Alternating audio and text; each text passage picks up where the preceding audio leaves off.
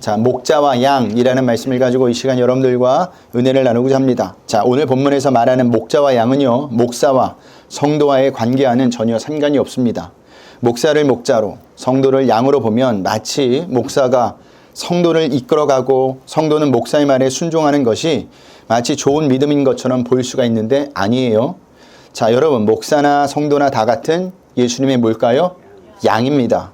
무슨 말이냐면 예수님은 모든 그리스도인에게 참된 목자라는 의미입니다. 그런 의미에서 목사는요, 다만 그 일에 말씀은 가르치는 역할을 맡은 자로서 부름을 받은 것이고요. 성도는 목사의 가르침에서 예수님을 배우는 겁니다. 누구를 배우는 거라고요? 예수님을 배우는 거예요. 그러므로 성도가 목사를 존중할 것은요, 성도를 예수님께로 인도하는 그 말씀에 대한 것이지 목사라고 하는 한 인간에 대한 존중이 되어서는 안 된다라는 겁니다. 자, 그리고 오늘 본문에 들어가기 전에 우리가 먼저 살펴봐야 할 것이 두 가지가 있어요. 자, 먼저 살펴볼 것은요, 요한복음 10장은 9장을 배경으로 하고 있다라는 사실입니다. 자, 그런 의미에서 9장을 다시 한번 살펴보고 가겠습니다. 자, 예수님은 9장에서 나면서부터 맹인이었던 자를 눈뜨게 해주셨죠. 그로 인해 맹인이었던 자에게 사람들이 어떻게 눈을 뜨게 되었는지 묻게 됩니다. 그때 그는요, 예수님께서 자신의 눈을 뜨게 해주셨다고 대답했습니다. 하지만 바리새인들은요, 그의 말을 믿지 않았어요. 그래서 그들은 맹인이었던 자의 부모를 불러 그 사실 여부를 확인하고자 하였습니다. 자, 그 부모는 그가 나면서부터 맹인이었던 것은 맞지만 누가 그의 눈을 뜨게 하였는지는 모른다고 하면서 그에게 직접 물어보라고 하였죠. 사실 부모는요, 예수님께서 자식의 눈을 뜨게 하셨다는 것을 이미 알고 있었습니다. 그런데도 모른다고 했다는 것은요, 예수를 그리스도라 시인하는 자들을 유대인들이 유대 사회에서 출교시키기로 결정하였기 때문입니다. 그래서 바리새인들이 어떻게 합니까? 맹인이었던 자를 다시 불러들이죠. 그리고 같은 질문을 반복하면서 그에게 예수가 고쳐주었다는 것을 부정하도록 압력을 가합니다. 그러나 맹인이었던 자는 조금도 흔들리지 않고 일관되게 예수님께서 자신을 고쳐주셨다고 자신의 눈을 뜨게 된 것은 예수님께서 하신 것이라고, 그 증거라고 말했다는 거죠. 더 나아가서 예수님을 죄인으로 몰아가는 바리새인들에게 이 사람이 하나님께로부터 오지 않았다면 나의 눈을 어떻게 뜨게 할 수 있겠느냐고 반론을 제기하기까지 하였습니다. 자, 더 이상 안 되겠다 싶었는지 바리새인들이 어떻게 할까요? 그를 어떻게 했어요? 쫓아내버렸어요. 쫓아낸 게 뭐였다고요? 출교시켜 버렸다는 겁니다. 그렇게 맹인이었던 자가 출교를 당했다는 소식을 듣고 예수님께서는 친히 그를 찾아오셔서 무엇을 베풀어 주세요? 영적인 구원을 베풀어 주십니다. 그러면서 바리새인들에게 이렇게 말씀하시죠. 오늘 본문은 아니지만 우리 9장 41절을 다 같이 읽어보겠습니다. 9장 41절입니다. 우리 다 같이 읽겠습니다. 예수께서 이르시되 너희가 맹인이 되었더라면 죄가 없었으려니와 본다고 하니 너희 죄가 그대로 있느니라. 아멘. 자, 여기 너희가 맹인이 되었더라면 죄가 없었으려니와 무슨 의미라고 했습니까? 스스로 구원받을 수 없는 자라는 것을 인정했더라면 하나님의 은혜를 입었다라는 겁니다. 그러니까 바리새인들은요, 자신들이 스스로 구원받을 수 있다고 생각했다라는 거죠. 이것이 교만의 함정이라고 지난주에 말씀드렸죠. 여러분, 인간은요, 절대로 스스로를 구원할 수 없습니다. 만약 그럴 수 있었다면 예수님께서는 오셨을까요? 오지 않으셨을까요? 오지 않으셨을 거예요. 그런데도 교만한 인간은요, 예수님을 나의 구주, 나의 왕으로 모시지 않습니다. 왜냐하면 자기가 할 수 있다고 생각하는데 왜 그렇게 해요? 하지 않습니다. 그래서 예수님은요, 바로 그 뒤에 이 말씀을 하신 거죠. 본다고 하니 너희 죄가 그대로 있느니라. 너희 스스로는 절대 구원을 받을 수 없다는 말씀입니다. 다시 한번 말씀드립니다. 인간은 절대로 스스로를 구원할 수가 없어요. 예수님만이 우리를 구원할 수 있는 유일한 분이세요. 자, 그 다음 살펴볼 것은 양에 대한 특징입니다. 자, 첫 번째, 양은요, 방향 감각이 없어 길을 찾지 못해요. 누군가가 양을 인도해 주지 않으면요, 길을 잃어버릴 수밖에 없습니다. 두 번째, 양은요, 스스로 먹이도 구하지 못합니다. 방향 감각이 없기에 먹이가 있는 곳이 어디인지도 몰라요. 그래서 누군가가 양에게 먹이를 주지 않으면 굶어 죽기 딱 좋은 동물이 뭐라고요? 양이에요. 세 번째, 양은요, 자기 생명을 스스로 보호할 능력이 없습니다. 걸음걸이가 빠르지도 않습니다. 다른 동물처럼 날카로운 이빨이나 발톱을 지닌 것도 아니에요. 머리에 박혀 있는 뿔마저도 어떻게 생겼는지 아세요? 앞으로 나 있는 게 아니라 뒤로 나 있어요. 이렇게 뒤로 감겨져 있으니까 장식에 거의 불과하다고 보시면 돼요. 마찬가지로 누군가가 생명을 지켜주지 않으면 맹수의 공격을 당할 수밖에 없는 게 누구라고요? 양이라는 거예요. 이것이 양의 세 가지 특기입니다. 그런데 그 양의 모습이 누구에게 있을까요? 우리의 모습이라는 겁니다. 자, 이것을 볼 때 양은 누가 반드시 필요할까요? 목자가 필요하겠죠. 양을 인도할 목자가 양에게는 반드시 필요하다라는 겁니다. 자, 이것을 염두에 두고 오늘 본문을 보겠습니다. 우리 1, 2절을 보겠습니다. 우리 다 같이 읽겠습니다. 내가 진실로 진실로 너에게 이르노니 문을 통하여 양의 우리에 들어가지 아니하고 다른 데로 넘어가는 자는 절도며 강도요 문으로 들어가는 이는 양의 목자라. 아멘. 자, 예수님께서는 10장 서두에서부터 두 분류의 사람을 대조시키십니다. 한 부류는 절도와 강도, 그리고 한 부류는 양의 목자죠.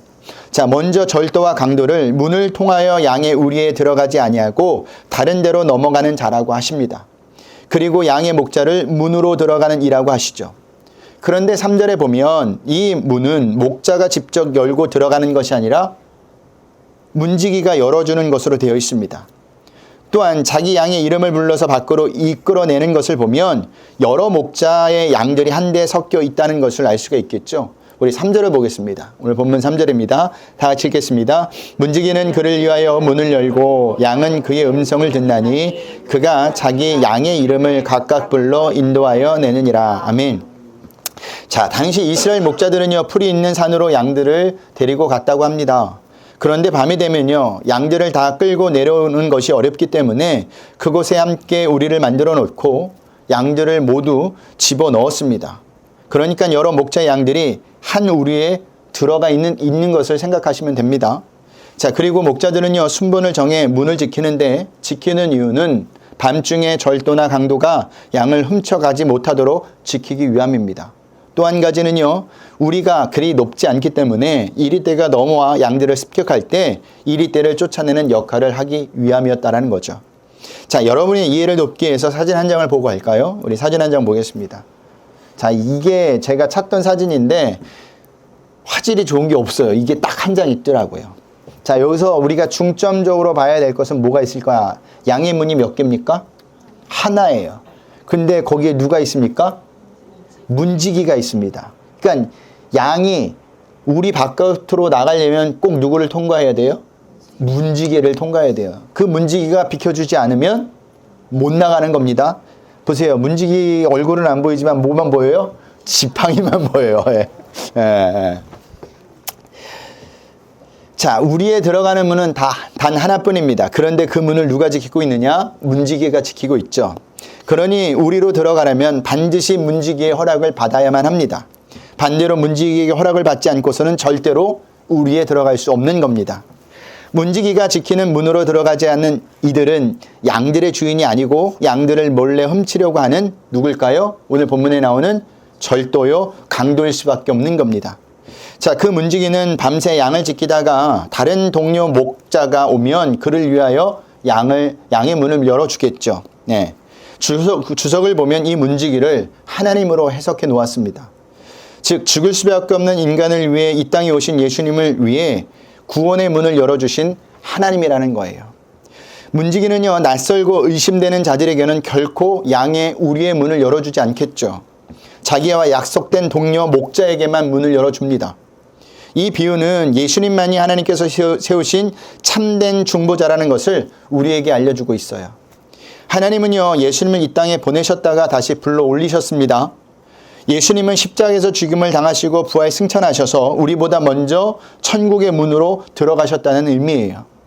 지금은 하나님의 보좌 우편에 우리를 위하여 보내주시고 간구해 주시는 중보의 사역을 하고 계십니다. 그러므로 우리는 유일한 중보자 되신 예수님만을 통하여 누구에게 나갈 수 있어요? 하나님께 나아갈 수가 있는 겁니다. 오직 예수님을 통해서만 하나님께 또한 구할 수도 있는 겁니다. 하나님은요, 예수님 외에 어떤 이름으로 구하는 모든 중보와 구원의 기도는 들어주지 않아요. 또 오직 예수님의 이름과 그 구원의 은혜를 받은 성도에게만 천국문을 통과할 수 있는 영생의 은혜를 베풀어 주신다라는 겁니다. 왜냐하면 하나님은요, 예수님 외에 천하 인간의 구원받을 만한 다른 이름을 주신 일이 없기 때문입니다. 자, 사도행전을 보면요, 베드로와 요한이 성전에 올라가다가 나면서부터 걷지 못한 사람을 나사렛 예수의 그리스도의 이름으로 일으키는 장면이 나오죠. 자, 그 일로 인해 베드로와 요한은 공회 앞에 서게 됩니다. 공회 의원들이 베드로와 요한에게 묻죠. 그때 그들이 이렇게 묻습니다. 너희가 무슨 권세와 누구의 이름으로 이 이름으로 이 일을 행하였느냐? 그때 베드로가 이렇게 대답을 해요. 이 사람이 어떻게 구원을 받았느냐고 오늘 우리에게 묻는다면 너희가 십자가에 못 박고 하나님이 죽은 자 가운데서 살리신 나사렛 예수 그리스도의 이름으로 이 사람이 건강하게 되었다고 하면서 유명한 말을 선포합니다. 그 말씀이 사도행전 4장 12절 말씀이에요. 우리 다 같이 읽어보겠습니다. 시작. 다른 이로서는 구원을 받을 수 없나니 천하 사람 중에 구원을 받을 만한 다른 이름을 우리에게 주신 일이 없음이라 하였더라. 아멘. 여기 다른 이로서는 구원을 받을 수 없다라고 번역한 헬라어 원문을 지역하면 예수 아닌 그 누구 안에도 구원은 없다라는 말입니다. 즉 예수님만 구원자라는 거예요. 예수님에게만 구원이 있다는 겁니다. 예수님도 이와 같은 말씀을 공생의 기간에 하셨죠. 요한복음 14장 6절을 볼까요? 우리가 늘 요한복음을 보면서 이 말은 꼭 한 번씩 꼭 나오는 것 같아요. 우리 다 같이 읽겠습니다. 예수께서 이르시되 내가 곧 길이요 진리요 생명이니 나로 말미암지 않고는 아버지께로 올 자가 없느니라. 아멘. 자, 예수님을 통해서만 하나님의 나라, 하나님 아버지께로 갈 수 있다라는 겁니다. 다른 길은 없다고 하셨어요. 그래서 예수님 당신 외에 오는 자를 모두 절도요, 오늘 본문에서 강도라고 말하고 있는 겁니다. 그러니까 이 시대에 예수님 말고 구원이 있다고 이야기하는 자들은 다 어떤 자들이에요? 절도요, 강도라는 겁니다.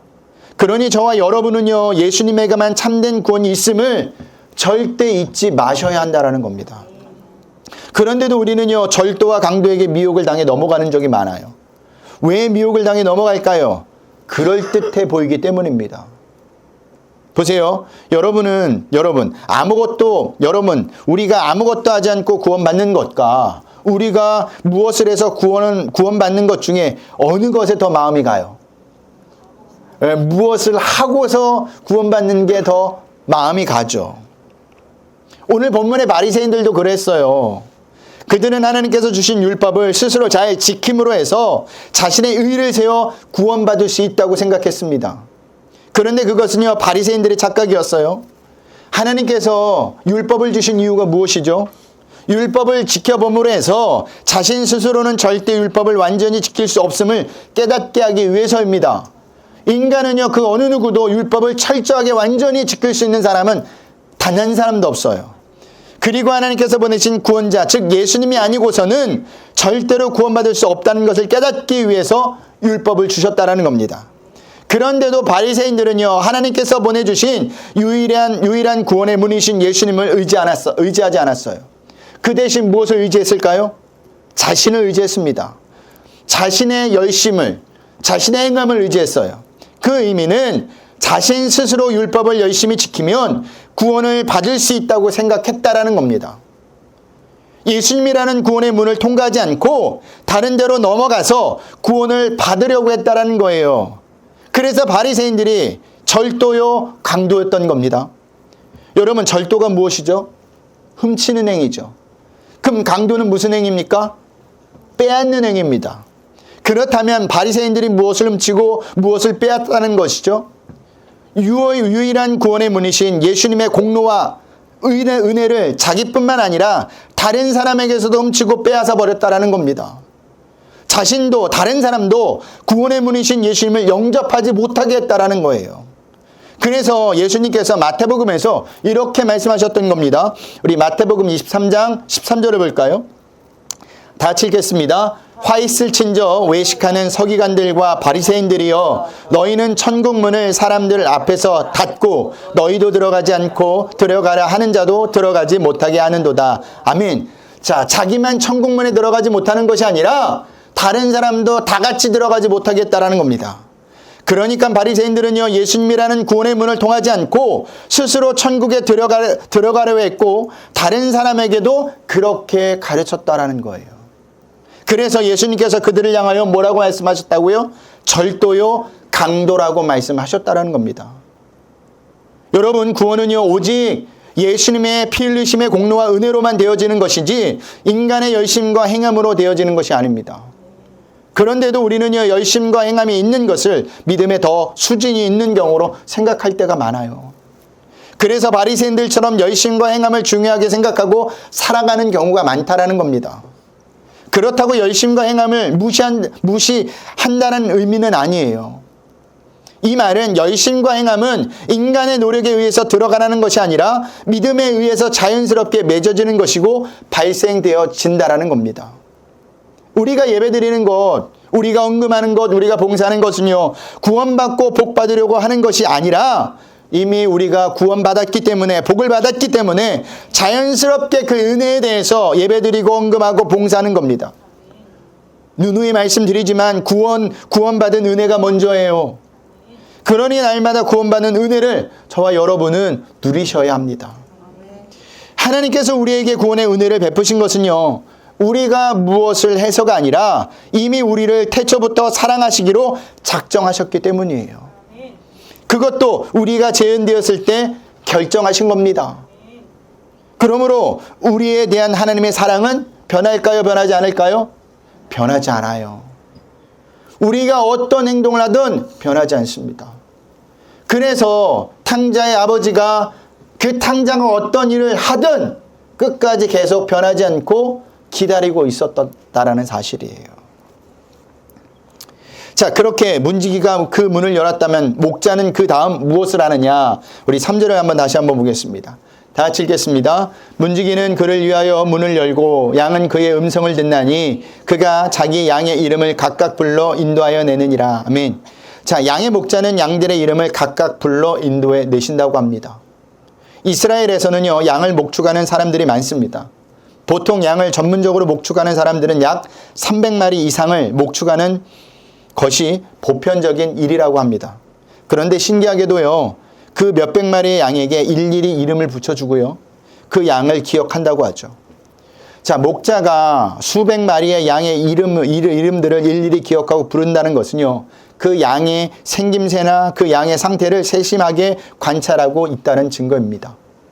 자, 그 의미는 예수님도 성도 한 사람 한 사람의 이름을 기억하고요, 그 형편과 처지를 아주 세밀하게 살피시고 보살피신다는 의미예요. 그런데도 우리는 어떻게 생각하죠? 예수님은 나에게 관심을 가질 시간이 없을 거야. 내 형편과 처지가 어떤지 모르실 거야 라고 생각을 하는데 아니에요. 예수님은요, 우리에 대해서 우리보다 더 잘 알고 계시고 또 적절한 방법으로 보호해 주시고 우리에게 필요한 것이 무엇인지 아시고 공급해 주시는 분입니다. 다윗은 이 사실을 알았기에 시편 23편에서 이렇게 고백하고 있는 겁니다. 우리 시편 23편 1절에서 4절을 볼까요? 우리 다 같이 읽겠습니다. 여호와는 나의 목자시니 내게 부족함이 없으리로다. 그가 나를 푸른 풀밭에 놓이시며 쉴만한 물가로 인도하시는도다. 내 영혼을 소생시키시고 자기의 이름을 위하여 의의 길로 인도하시는도다. 내가 사망의 음침한 골짜기를 다닐지라도 해를 두려워하지 않을 것은 주께서 나와 함께 하심이라. 주의 지팡이와 막대기가 나를 안위하시나이다. 아멘. 자, 그러므로 우리도 예수님의 세심하고 신실한 사랑을 굳게 믿고 어떤 처지에 있다 할지라도 낙심하지 말고 우리와 함께 하시는 예수님을 생각하며 담대하게 살아가는 성도가 되어야 한다는 겁니다. 예수님은요, 우리에게 아주 관심이 많으세요. 그래서 우리와 늘 교제하고 싶어 하는 겁니다. 우리를 부르시는 이유가 우리와 이야기하고 싶어서 그러는 거예요. 그게 뭘까요? 하나님과 교제하는 방법이 기도예요, 기도. 그러니까 여러분이 날마다 기도해야 되는 이유가 여기 있는 겁니다.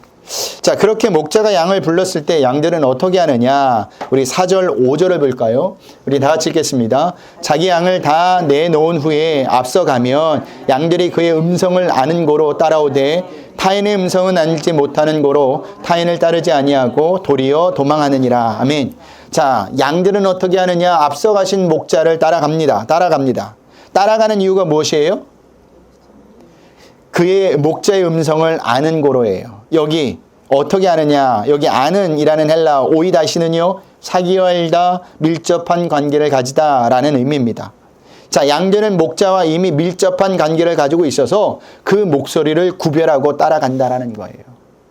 즉, 목자와 함께 보낸 시간이 목자의 소리를 알아듣게 해 주었다라는 겁니다. 여러분, 아빠보다 엄마가 아이들의 목소리를 훨씬 더 민감하게 기억하고 반응합니다.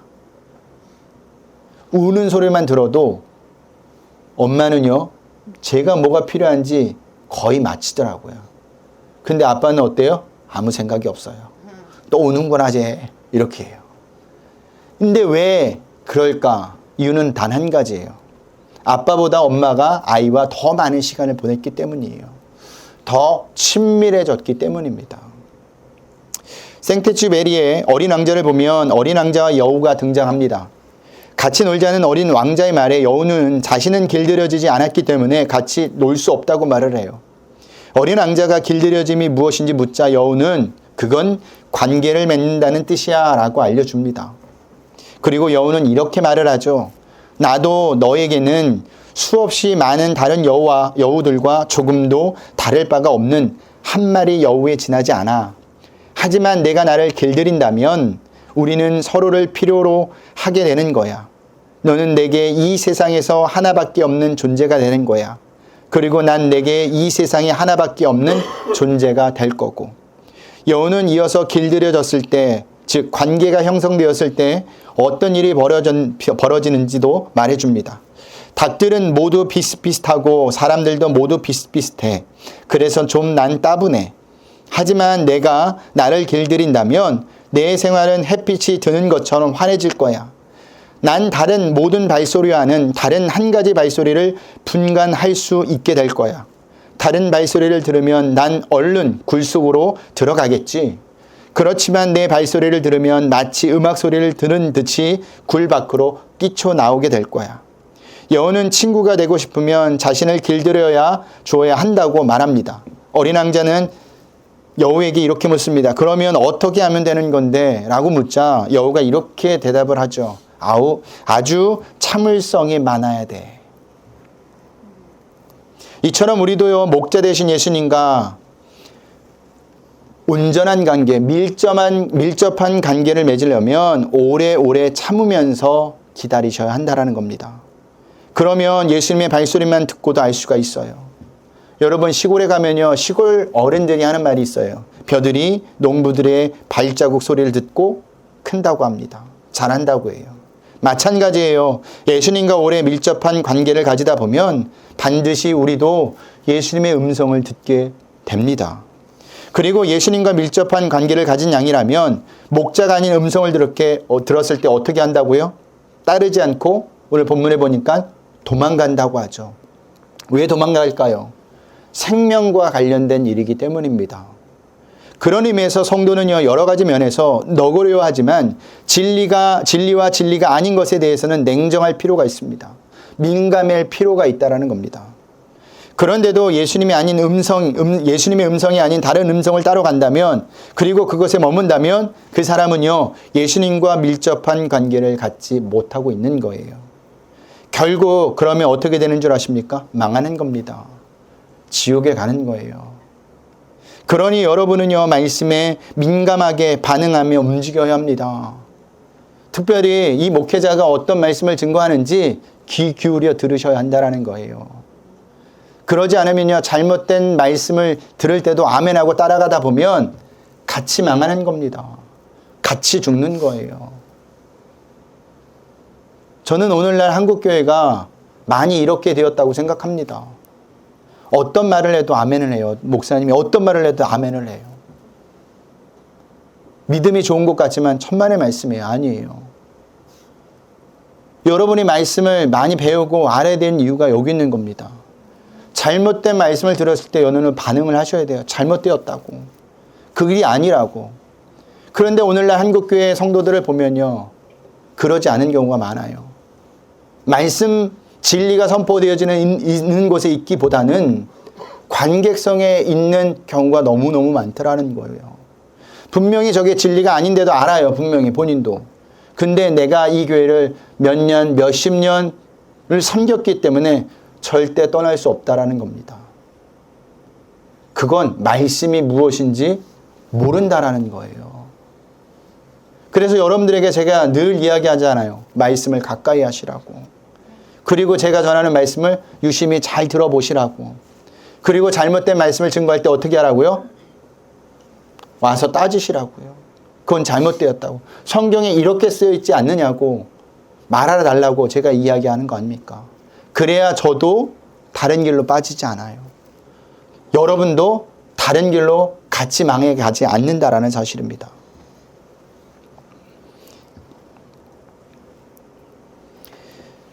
여러분, 말씀에 민감하게 반응하셔야 돼요. 그런데 우리는 어디에 민감하게 반응하느냐? 솔직히 저는 여러분들이 어디에 반응하는지 몰라요. 하지만 여러분이 가장 민감하게 반응하며 움직이는 것에 보면 여러분이 무엇을 중요하게 여기는지는 압니다.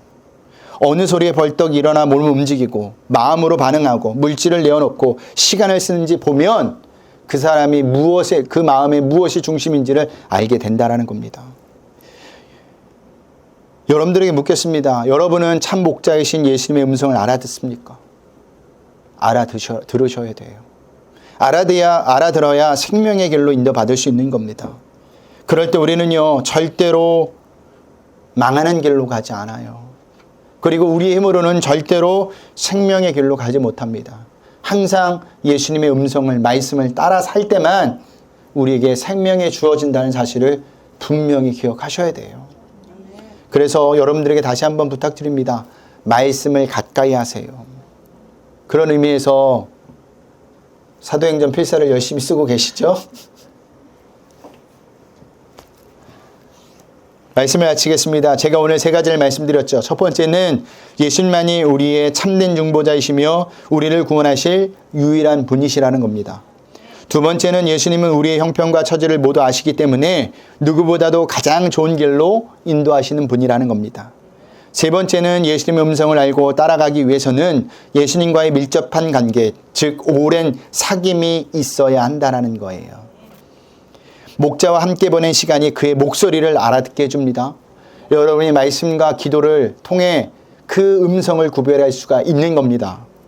한 주간도 우리의 참 중보자이시며 참 목자이신 예수님의 음성을 따라 사시는 저와 여러분들이 되시길 주님의 이름으로 부탁드리겠습니다.